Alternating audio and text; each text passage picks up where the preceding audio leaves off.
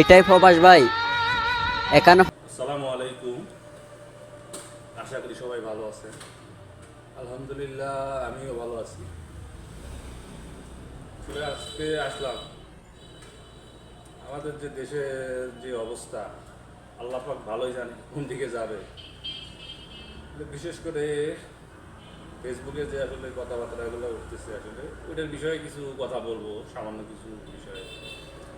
আর আমি সামান্য একজন মানুষ। বিষয়টা হলো আসলে ভাই,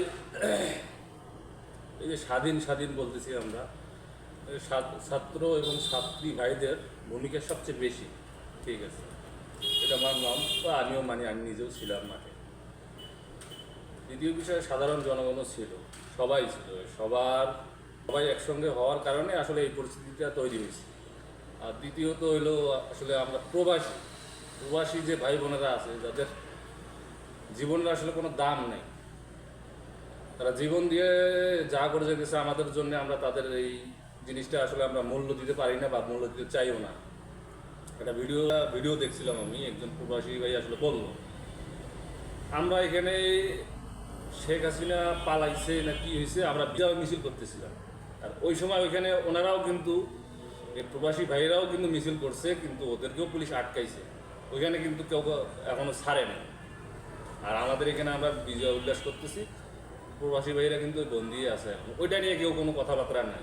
আর বিষয় হলো, প্রবাসীরা সবসময় অবহেলিত।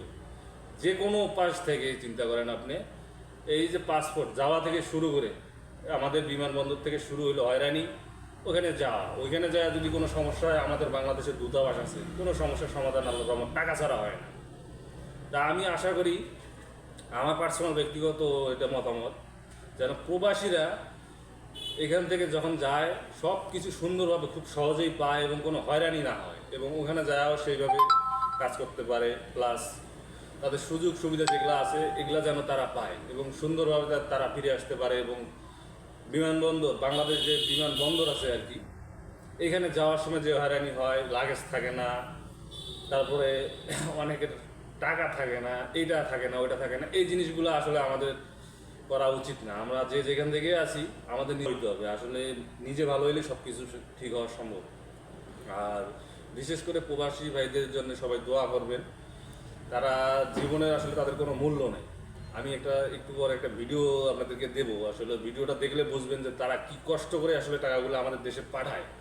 আর পাঠানোর কারণ হলো যে দেশটা যেন ঠিক থাকে, তাদের জীবনের আসলে কোনো মূল্যই নেই আমি বলি, আমরা এটা মনে করি না, আর আমরা কেউ চিন্তা করি না। শুধু বলি যে খালি টাকা দাও, আমার ভাই আছে বা চাচা আছে, মামা যে আছে, খালি টাকা চাই আমরা সবাই। তার কষ্টটা কেউ কেউ কখনো বোঝার চেষ্টাও করি না বা করিও না আমরা, যে চেষ্টা করা উচিত তারা কী কষ্টে টাকাটা পাঠায়, কীভাবে টাকাটা পাঠায়, এটা দেখা উচিত, বোঝা উচিত, জানা উচিত। আর সর্বোপরি প্রবাসী ভাইদেরকে অসংখ্য অসংখ্য ধন্যবাদ। তারা যে আন্দোলনে শরিক হয়েছে, এই আন্দোলনে আসলে তাদের জন্যই মোটামুটি সফল হয়েছে।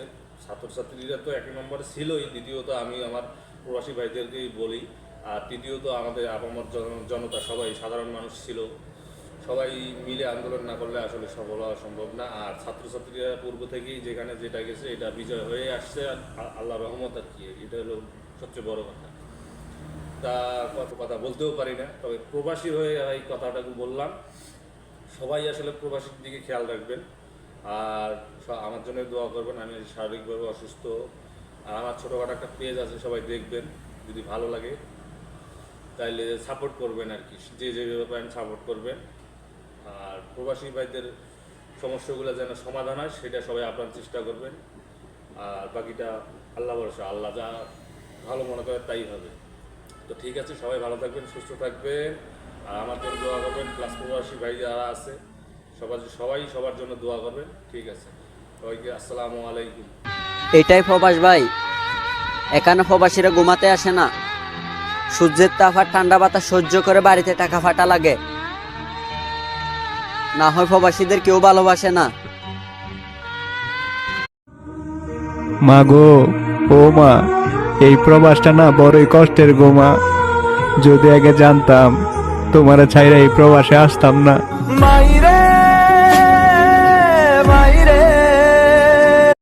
ভয় দেখিয়ে লাভ কি? আমি সবাইকে ছেড়ে এই প্রবাসে এসেছি।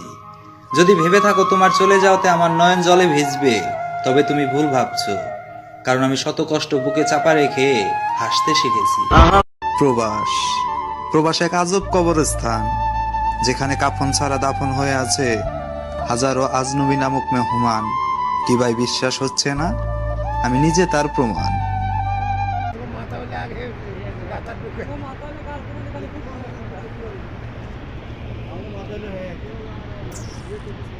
প্রবাসে থাকে প্রবাসের কষ্ট বুঝাস না, আর যদি দেশে থাকতি তাহলে কেমনে বুঝতি বল? একটা ছেলে কোন সময় কান্দে আমার এটা বল, একটা ছেলে কোন সময় কান্দে? তারে মাইরা কাইটা লবণ লাগাবি তারপরও সে কানবে না। যখন তার মনটাকে ভাঙে দিব না, তখন তার কান্না কেউ আটকে রাখতে পারবে না।